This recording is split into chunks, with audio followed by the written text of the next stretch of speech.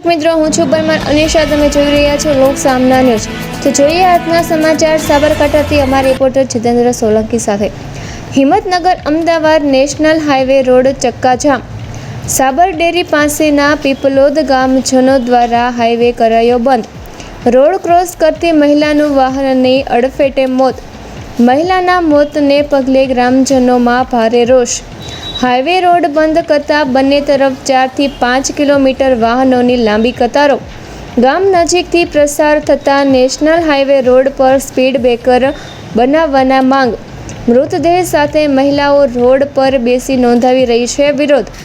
બેફામ દોડતા વાહનો સામે સ્થાનિકોમાં અકસ્માતનો ભય। મહિલાના મોતને પગલે સ્થાનિકોમાં આક્રંદ। એ ડિવિઝન પોલીસ સ્થાનિકોને સમજાવટના કરી રહી છે પ્રયાસ। મહિલાને અડફેટે લઈ અજાણ્યો વાહન ચાલક વાહન સાથે પલાયન। તો ફરી મળીશું એક નવા સમાચાર સાથે, ત્યાં સુધી જોતા રહો લોક સામના ન્યૂઝ।